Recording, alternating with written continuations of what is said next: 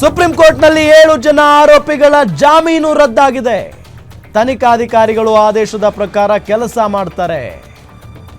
ಬೆಂಗಳೂರು ನಗರ police commissioner Seemant Kumar Singh ಹೇಳಿಕೆಯನ್ನ ಕೊಟ್ಟಿದ್ದಾರೆ ನೋಡಿ. ಆರೋಪಿಗಳ ಬಂಧನ ಯಾವಾಗ ಅನ್ನೋದು ತನಿಖಾಧಿಕಾರಿಗೆ ಬಿಟ್ಟ ವಿಚಾರ. ಸುಪ್ರೀಂ ಕೋರ್ಟ್ ಆದೇಶದ ಪ್ರಕಾರ ತನಿಖಾಧಿಕಾರಿ ಕೆಲಸ ಮಾಡ್ತಾರೆ. ಈಗಾಗಲೇ ಪ್ರಕ್ರಿಯೆ ಶುರುವಾಗಿದೆ ಅಂತ ಸೀಮಂತ್ ಕುಮಾರ್ ಸಿಂಗ್ ಹೇಳಿದ್ದಾರೆ. ಸುಪ್ರೀಂ ಕೋರ್ಟ್ನಲ್ಲಿ 7 ಜನ ಆರೋಪಿಗಳ ಜಾಮೀನು ರದ್ದಾಗಿದೆ.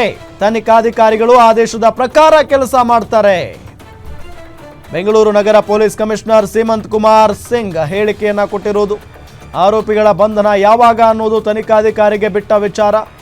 ಸುಪ್ರೀಂ ಕೋರ್ಟ್ ಆದೇಶದ ಪ್ರಕಾರ ತನಿಖಾಧಿಕಾರಿ ಕೆಲಸ ಮಾಡ್ತಾರೆ ಅನ್ನೋ ನಿಟ್ಟಿನಲ್ಲಿ ಹೇಳಿಕೆಯನ್ನ ಕೊಟ್ಟಿದ್ದಾರೆ.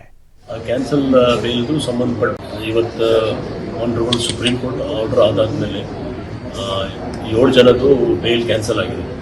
ಆ ಕ್ಯಾನ್ಸಲ್ ಬೇಲ್ದು ಸಂಬಂಧಪಟ್ಟ ಡೆಪ್ಟಿ ಕಮಿಷನರ್ ಮತ್ತು ಸಂಬಂಧಪಟ್ಟ IO ಅವರು ಪೂರ್ತಿ ಮಾಹಿತಿ ತಗೊಂಡು ಅದರ ಮೇಲೆ ಕಾರ್ಯ ಅವರು ಮಾಡ್ತಾ ಇದ್ದಾರೆ. ಮತ್ತು ಏನು ಆರ್ಡರ್ ಇದೆ ಅವರು ಲೈಕ್ ಸುಪ್ರೀಂ ಕೋರ್ಟ್ ಅದು ಪಾಲನೆ ಮಾಡ್ತಾರೆ. ನಾವು ಅದೇ ಹೇಳಿದ್ವಿ, ಆನರಬಲ್ ಸುಪ್ರೀಂ ಕೋರ್ಟ್ ಏನು ಆರ್ಡರ್ ಇದೆ ಅದ್ರ ಪ್ರಕಾರ ನಮ್ಮ ಪೊಲೀಸವರು ಕೆಲಸ ಮಾಡ್ತಾರೆ. ಪೊಲೀಸ್ ಅವ್ರಿಗೆ ಎಲ್ಲ ಏನು ಕೆಲಸ ಇದೆ ಮಾಡ್ತಾ ಇದ್ದಾರೆ ಅವರು. ಸೊ ಕೋರ್ಟ್ ಏನು ಡೈರೆಕ್ಷನ್ ಇದೆ ಆ ಪ್ರಕಾರ ಮಾಡ್ತಾರೆ. ನಾನು ಅದೇ ಹೇಳಿದ್ದೀನಿ, ಕೋರ್ಟ್ ಆರ್ಡರ್ ಬಂದಿದೆ, ಕೋರ್ಟ್ ಆರ್ಡರ್ ಪ್ರಕಾರ ಕೆಲಸ ಆಗ್ತಾ ಇದೆ. ಸರ್, ಎಷ್ಟು ಜನ ಆರೋಪಿಗಳಿಲ್ಲ, ಎಷ್ಟು ಜನ ಆರೋಪಿಗಳು ಸರೆಂಡರ್ ಆಗಬೇಕು ಅಂತ ಕೋರ್ಟ್ ಸೂಚನೆ ಯಾವ್ಯಾವ? ಕೋರ್ಟಲ್ಲಿ ಸರೆಂಡರ್ ಆಗಬೇಕು ಅಂತಲ್ಲ, ಬೇಲ್ ಕ್ಯಾನ್ಸಲ್ ಆಗಿದೆ. ಬೇಲ್ ಕ್ಯಾನ್ಸಲ್ ಆದಮೇಲೆ ಏನು ಕ್ರಮ ಜಾರಿ ಮಾಡಬೇಕು ಆ ಪ್ರಕಾರ ನಮ್ಮವರು ಮಾಡ್ತಾರೆ. ಆರೋಪಿಗಳು ನೇರವಾಗಿ ಶರಣಾಗುವಂಥದ್ದು ಬಂಧನ ಮಾಡ್ತಾರೆ. ಅದಕ್ಕೆ ಗೊತ್ತಿಲ್ಲ.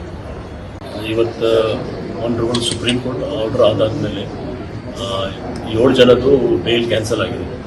ಆ ಕ್ಯಾನ್ಸಲ್ ಬೇಲ್ದು ಸಂಬಂಧಪಟ್ಟ ಡೆಪ್ಟಿ ಕಮಿಷನರ್ ಮತ್ತು ಸಂಬಂಧಪಟ್ಟ IO ಅವರು ಪೂರ್ತಿ ಮಾಹಿತಿ ತಗೊಂಡು ಅದರ ಮೇಲೆ ಕಾರ್ಯ ಅವರು ಮಾಡ್ತಾ ಇದ್ದಾರೆ. ಮತ್ತು ಏನು ಆರ್ಡರ್ ಇದೆ ಅವರು ಲೈಕ್ ಸುಪ್ರೀಂ ಕೋರ್ಟ್ ಅದು ಪಾಲನೆ ಮಾಡ್ತಾರೆ.